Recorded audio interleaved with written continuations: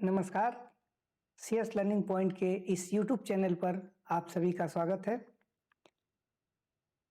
आज हम अपने चैनल के माध्यम से आप सभी के समक्ष बजट 2023-24 से संबंधित महत्वपूर्ण प्रश्नों को सॉल्व करेंगे। आशा करते हैं कि आप सभी लोग सीएस लर्निंग पॉइंट द्वारा उपलब्ध कराए गए दो वीडियो जो कि पूर्णतः बजट से संबंधित है को देख लिए होंगे और आज के इस प्रश्न सीरीज में आप लाभान्वित होंगे और सही सही उत्तर देने का प्रयास करेंगे। आइए प्रारंभ करते हैं। महत्वपूर्ण प्रश्नों का यह पार्ट 1 वीडियो है। इसके बाद पार्ट 2 अगले वीडियो सीरीज में हम देखेंगे। प्रश्न संख्या 1 जो आपके सामने है, वर्ष 2023-24 के लिए भारत की नॉमिनल जीडीपी ग्रोथ रेट का क्या अनुमान लगाया गया है। बजट में नॉमिनल जीडीपी ग्रोथ रेट का अनुमान लगाया गया है इस वर्ष के लिए 22-23-24 के लिए। अब समस्या ये होगी आपके सामने कि नॉमिनल जीडीपी ग्रोथ रेट और रियल जीडीपी ग्रोथ रेट में अंतर कैसे करें। ध्यान दीजिए, रियल जीडीपी ग्रोथ सदैव नॉमिनल जीडीपी ग्रोथ रेट से कम होती है। Real GDP growth rate nominal GDP growth rate से क्या होती है, कम होती है। नॉमिनल जीडीपी ग्रोथ रेट किसे कहते हैं। नॉमिनल में क्या होता है कि रियल जीडीपी ग्रोथ रेट के साथ अगर हम इन्फ्लेशन को जोड़ दें तो हमारा क्या प्राप्त हो जाता है, नॉमिनल जीडीपी ग्रोथ रेट। इस तरह से जो आपके सामने चार विकल्प हैं 10.9, 10.69, 6.5, 10.5, तो बजट में जो अनुमान लगाया गया है नॉमिनल जीडीपी ग्रोथ रेट का, वो अनुमान क्या लगाया गया है, 10.5। नेक्स्ट क्वेश्चन, बजट 2023-24 के अनुसार भारत सरकार का प्राथमिक घाटा, कौन सा घाटा, प्राथमिक घाटा कितने प्रतिशत रहने का अनुमान लगाया गया है। कौन सा घाटा भाई, प्राथमिक घाटा कितने प्रतिशत रहने का अनुमान लगाया गया है। आपके सामने ऑप्शन है 3.3, 2.8, 3, 2.3।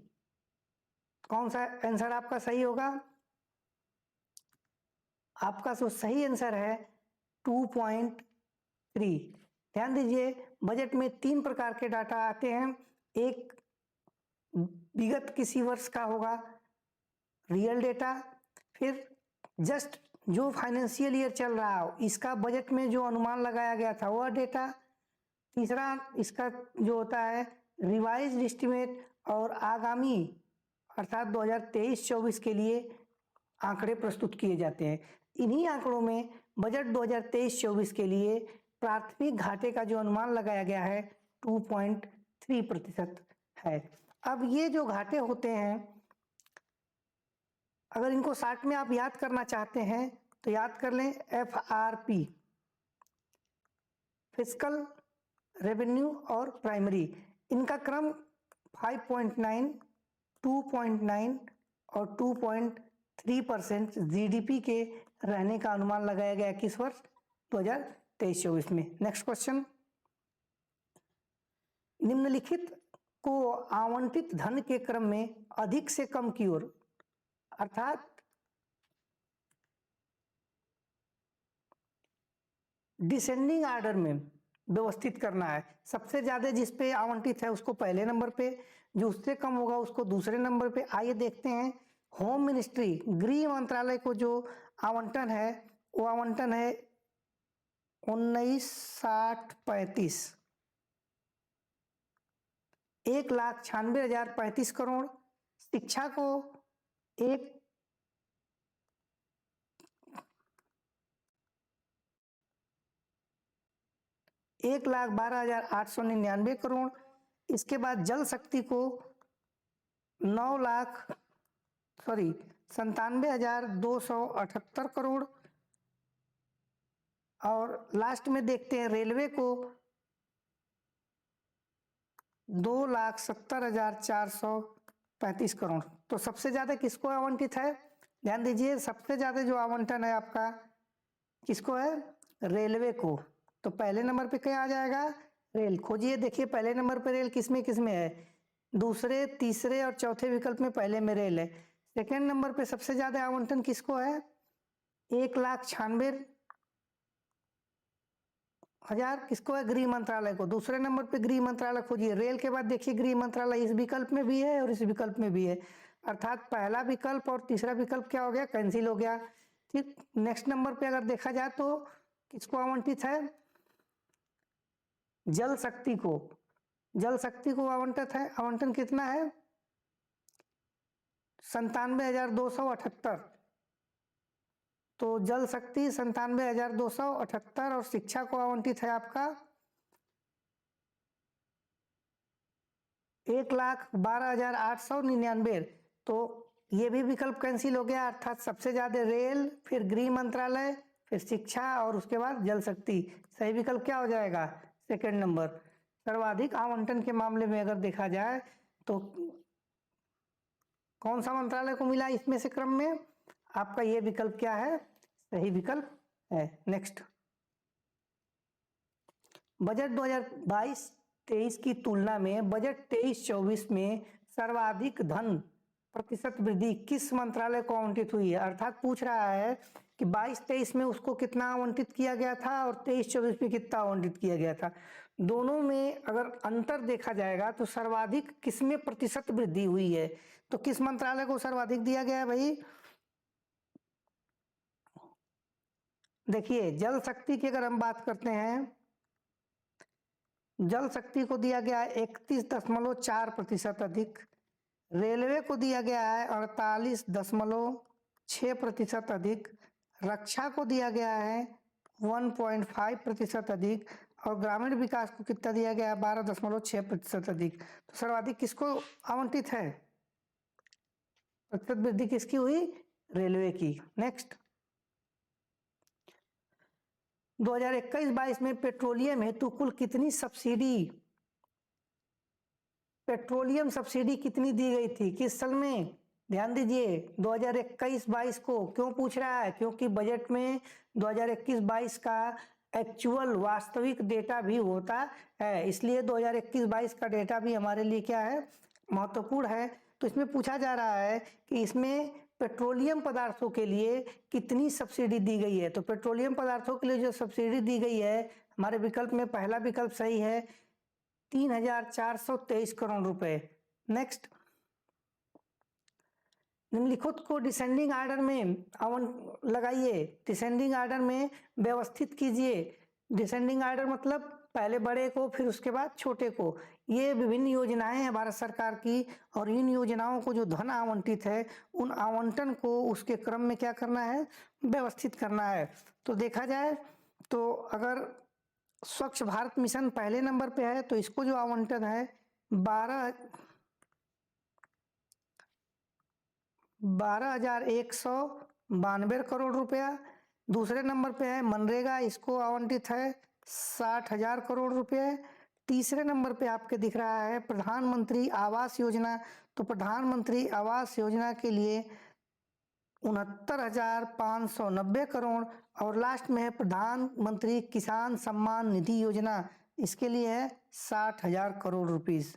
ऑप्शन में देखिए सबसे बड़े को पहले नंबर पे करना है तो सबसे पहला हो जाएगा ये, दूसरे नंबर पे क्या हो जाएगा भाई, दूसरे नंबर पे या तो मनरेगा आएगा और या तो क्या आएगा, प्रधानमंत्री सम्मान निधि योजना, और तीसरे नंबर पे क्या होगा हमारा स्वच्छ भारत मिशन या लास्ट में। तो देखिए पहला नंबर हमको चाहिए क्या, तीसरे नंबर मतलब प्रधानमंत्री आवास योजना, सी देखिए सिर्फ एक विकल्प में पहले है, अर्थात यही से हमारा विकल्प क्या हो जाएगा सही, पहला CDBA इसका सही विकल्प होगा। नेक्स्ट, 2023-24 में सब्सिडी पर खर्च 2022-23 के रिवाइज बजट की बात कर रहा है में कितने प्रतिशत कम या अधिक है। तो जो सब्सिडी पे खर्च है ऑप्शन है आपके सामने 31.3% कम, 28.3% कम, 28.3% अधिक, 31.3% अधिक। अर्थात पिछले साल से पहले सब्सिडी कम दी गई है कि अधिक दी गई है, आपको ये पता होना चाहिए। ध्यान दीजिए, सरकार दिन प्रतिदिन सब्सिडी को क्या करती जा रही है, समाप्त करती जा रही है। तो सब्सिडी अधिक तो हो नहीं सकती, सब्सिडी कम ही हुई होगी, अर्थात अधिक वाले विकल्प क्या हो गए, यहीं पे कैंसिल हो गए। आपके पास बचे दो विकल्प, इनमें से कोई एक ही सही होगा। तो आपका सही विकल्प है 28.3% की कमी की गई है सब्सिडी में, टोटल सब्सिडी में 28.3% की कमी की गई है। नेक्स्ट क्वेश्चन आपके सामने है, बजट के अनुसार भारत सरकार की वर्ष 2023-24 में देनदारियों का प्रतिशत क्या रहने का अनुमान लगाया गया है। क्या पूछ रहा है भाई, देनदारियों का प्रतिशत, देनदारी मतलब लाइबिलिटीज, भारत सरकार की लाइबिलिटीज कैसी कितनी होगी।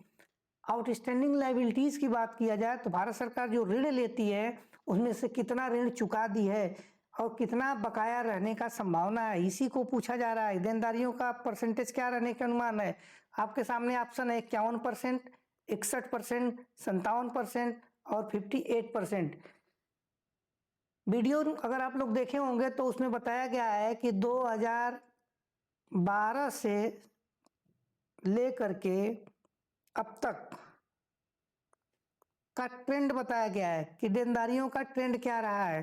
तो 2013-14 से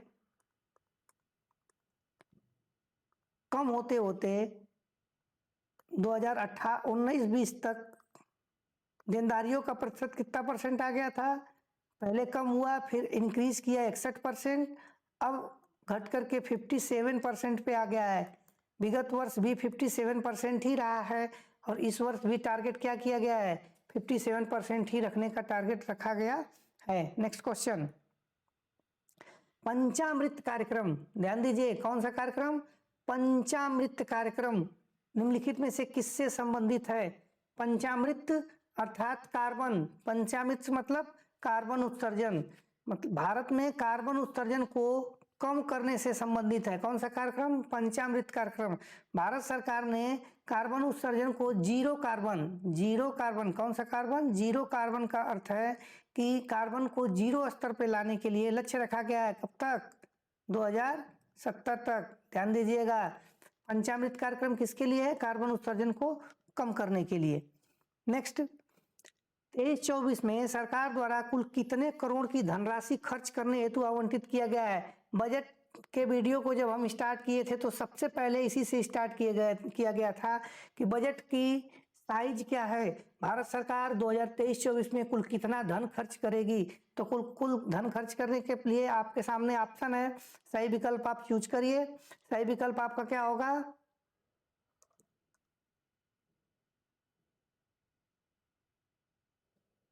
450, 30, 97, अर्थात इसको आपके सामने 45.03 बिलियन भी लिख सकता है। आपका विकल्प सही कौन सा है, 1, 2 नंबर। सर्वाधिक राजस्व प्राप्ति किस स्रोत या मद से अनुमानित है। ध्यान दीजिए, प्राप्ति रिसिप्ट की बात हो रही है, तो सर्वाधिक रिसिप्ट किससे होगी। आपका ऑप्शन आंसर क्या होगा, गुड्स एंड सर्विस टैक्स से। किससे होगी भाई, गुड्स एंड सर्विस टैक्स से। इस ऑप्शन में सर्वाधिक प्राप्ति की बात हो रही है। अगर पूर्ण रूप से सर्वाधिक प्राप्ति की अगर बात कर दिया जाए तो आंसर आपका क्या हो जाएगा, चेंज हो जाएगा। ये टैक्स है, टैक्स रेवेन्यू में सर्वाधिक टैक्स रेवेन्यू कहाँ से आता है, गुड्स एंड सर्विस टैक्स से। दूसरे नंबर पे किससे आता है, निगम कर से, कारपोरेट टैक्स। तीसरे नंबर पे इनकम टैक्स से और चौथे नंबर पे कस्टम ड्यूटी से। पढ़ लीजिएगा इसको ध्यान से, ये क्वेश्चन बहुत ही वेरी इंपॉर्टेंट है। बजट 2023-24 की में रिवाइज एस्टिमेट के अनुसार 2022-23 की अपेक्षा कितने प्रतिशत अधिक खर्च करने का अनुमान लगाया गया है।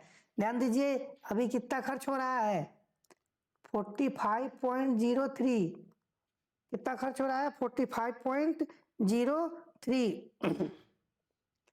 पिछले साल से कुछ बढ़ोतरी हुई होगी, तो कितना अधिक बढ़ोतरी हुई है, ऑप्शन आपके सामने 7.5, 11.7, 9.4, 10%। तो इसका आंसर क्या होगा, 7.5%। अगर आप वीडियो देखे होंगे तो आप इन प्रश्नों का सही उत्तर दे पाएंगे।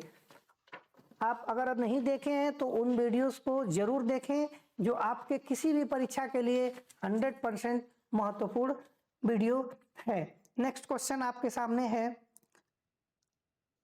वर्ष 2023-24 के लिए कुल टैक्स प्राप्तियों में कितने प्रतिशत वृद्धि का अनुमान लगाया गया है बजट में? कुल टैक्स प्राप्तियों में मतलब जो टैक्स रेवेन्यू है इसमें कितने प्रतिशत वृद्धि का अनुमान लगाया गया है? ध्यान दीजिए, ये कुल की बात कर रहा है, कितने की? कुल टैक्स रेवेन्यू की बात कर रहा है, तो इसका आंसर कुछ और हो जाएगा। अगर शुद्ध टैक्स रेवेन्यू की बात करेगा तो इसका आंसर चेंज हो जाएगा। तो ऑप्शन आपके सामने है 10%, 10.8%, 10.4%, 11.7%। तो कुल टैक्स रेवेन्यू में 10.4% वृद्धि का अनुमान लगाया गया है। कितने का? 10.4% का अनुमान लगाया गया है।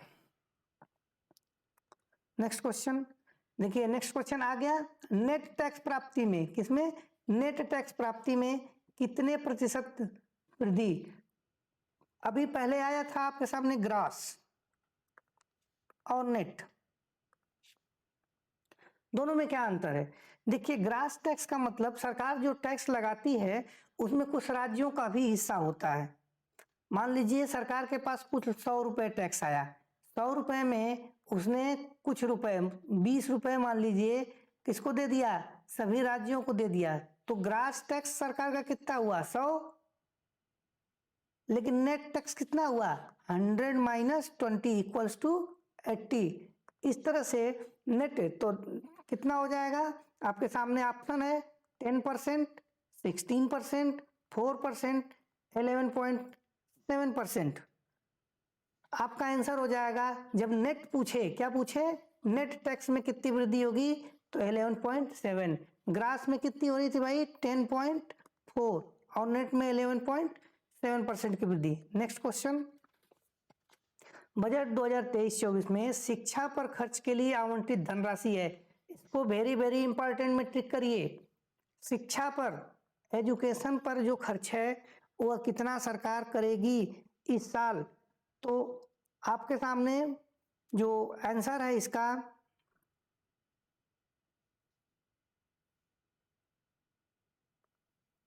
899 करोड़, अर्थात 1,12,899 करोड़। देखिए विकल्प में दूसरे नंबर पे है 1,12,899 करोड़। नेक्स्ट क्वेश्चन है, प्रधानमंत्री फसल बीमा योजना, प्रधानमंत्री क्रॉप इंश्योरेंस स्कीम, प्रधानमंत्री क्रॉप इंश्योरेंस स्कीम पे जो आवंटित किया गया है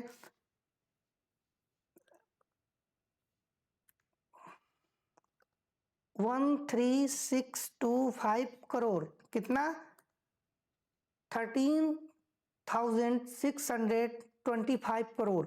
देखिए चौथे नंबर पे विकल्प पे उपलब्ध है, यह किसके आवंटन के लिए? प्रधानमंत्री फसल बीमा योजना, प्रधानमंत्री इंश्योरेंस स्कीम, मनरेगा हेतु आवंटित। यह भी क्वेश्चन इंपॉर्टेंट है, मनरेगा हेतु कुल कितनी धनराशि आवंटित है? अभी आपने पहले क्वेश्चन में इसका आंसर देख चुके हैं, कितना आवंटित है भाई?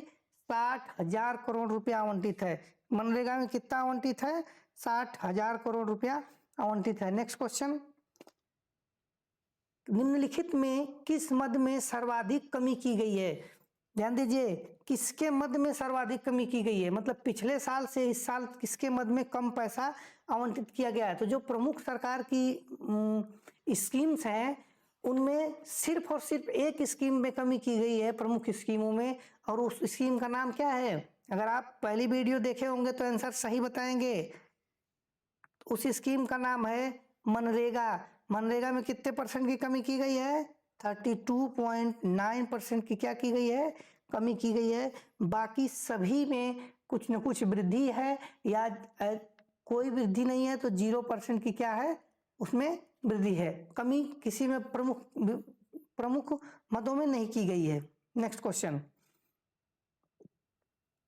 प्रधानमंत्री आवास योजना, प्रधानमंत्री आवास योजना के लिए वर्ष 2023 में कुल कितनी धनराशि आवंटित की गई है? इसका आंसर होगा आपके सामने है 77,130 करोड़। देखिए ऑप्शन में है प्रधानमंत्री,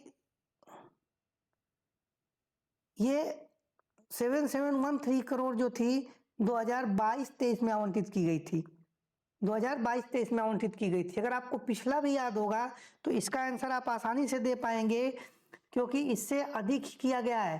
तो ये होगा 79,590, 79,590 करोड़। अर्थात इस क्वेश्चन को ऐसे भी पूछ सकता है कि कितने प्रतिशत की वृद्धि की गई है, तो आप इसको जब अंतर करके और परसेंटेज निकालेंगे तो आपको आएगा 3.2% की क्या की गई है, वृद्धि की गई है। किसमें? प्रधानमंत्री आवास योजना में। दो क्वेश्चन बनेगा, या तो डायरेक्ट क्वेश्चन आपसे ये पूछेगा गत वर्ष इतना आवंटित था, कितने परसेंट की वृद्धि की गई, 3.2% की वृद्धि की गई है। नेक्स्ट क्वेश्चन, भारत श्री में श्री का विस्तारित रूप क्या होगा? श्री का क्या पूछ रहा है, विस्तारित रूप क्या होगा? तो देखिए इसका आंसर है आपके सामने shared repository of inscriptions. Shri में इसका आंसर क्या हो जाएगा? तीसरा विकल्प आपका सही हो जाएगा। नेक्स्ट क्वेश्चन, भारत सरकार द्वारा जीरो कार्बन का लक्ष्य, अभी ऊपर बताया गया है कि जीरो कार्बन का लक्ष्य कब तक रखा गया है? जीरो कार्बन का लक्ष्य 2070 तक। कौन सी योजना थी? पंचामृत। कौन सी योजना थी? पंचामृत योजना, zero carbon. Next question, Shri अन्न योजना, कौन सी योजना? श्री अन्न योजना किससे संबंधित है? अन्न मतलब खाद्यान्न, अन्य मतलब खाद्यान्न। सीधे केवल जौ के उत्पादन और संवर्धन से, बाजरा और रागी के उत्पादन और संवर्धन से, केवल बाजरा के उत्पादन संवर्धन से, या स्वदेशी अनाजों के उत्पादन संवर्धन और शोध से? बिल्कुल सही आंसर है स्वदेशी अनाजों के उत्पादन संवर्धन और शोध से। स्वदेशी में बाजरा भी आएगा, जौ भी आएगा, रागी भी आएगी, और भी छोटे छोटे जो देसी फसल हैं भारत में, इन सबके उत्पादन को कैसे बढ़ाया जाए, इनका संवर्धन कैसे किया जाए, और इनमें किस प्रकार से बेस्ट क्वालिटी दिया जाए ताकि अधिक से अधिक किसानों को फायदा हो सके, से संबंधित है। इसका कौन सा विकल्प सही हो जाएगा? विकल्प संख्या 4 इसका सही आंसर हो जाएगा। नेक्स्ट क्वेश्चन, पीएम विकास में विकास का विस्तृत रूप क्या है? विकास का फुल फॉर्म क्या है? तो विकास का फुल फॉर्म क्या होगा? विश्वकर्मा कौशल मिशन, विश्वकर्मा कौशल निधि, विश्वकर्मा कौशल विकास, विश्वकर्मा कौशल सम्मान। क्या आंसर होगा भाई इसका? विश्वकर्मा कौशल सम्मान। इसका सही आंसर हो जाएगा विश्वकर्मा कौशल सम्मान। Next question, mission life, mission life किससे संबंधित है? लाइफ मतलब जीवन से संबंधित लग रहा है, तो देखिए जीवन से संबंधित क्या चीज इसमें आ रहा है? क्लाइमेट चेंज के प्रभावों को निपटने के हेतु, पर्यावरण के बचाव हेतु, व्यक्ति के जीवन को सुरक्षित करने हेतु, इनमें से कोई नहीं। ध्यान दीजिए, लाइफ आएगा तो इसका मतलब कि हमारे लाइफ को सबसे अधिक किसमें घाटा हो रहा है, किसमें नुकसान है? तो पर्यावरण, क्लाइमेट चेंज की वजह से सबसे ज्यादा हमको रोग और देश भर की समस्याएं उत्पन्न हो रही हैं। इसलिए क्या आंसर होगा हमारा? क्लाइमेट चेंज के प्रभावों से निपटने हेतु मिशन लाइफ स्टार्ट किया गया है। नेक्स्ट क्वेश्चन, कृषि ऋण हेतु एग्रीकल्चर क्रेडिट 2023-24 में देने के लिए कितना लक्ष्य रखा गया है? ऑप्शन है आपके सामने 20,000 करोड़, 20 लाख करोड़, 25 लाख करोड़, 200 करोड़। आपका सही विकल्प होगा 20 लाख करोड़। कितना लक्ष्य रखा गया है? 20 लाख करोड़ भारतीय किसानों को ऋण के रूप में दिया जाएगा, सरकार ने इसका लक्ष्य रखा है। नेक्स्ट क्वेश्चन, वर्ष 2022 में भारत की कुल एफडीआई प्रवाह, एफडीआई मतलब फॉरेन डोमेस्टिक इन्वेस्टमेंट, कितना था? तो वर्ष 2022 में भारत में कुल जो फॉरेन इन्वेस्टमेंट था 84.8 बिलियन अमेरिकी डॉलर था। कितना था? 84.8 अमेरिकी बिलियन डॉलर था। नेक्स्ट क्वेश्चन, वर्ष 2023-24 हेतु सरकार द्वारा विनिवेश, विनिवेश मतलब डिसइन्वेस्टमेंट, विनिवेश मतलब डिसइन्वेस्टमेंट,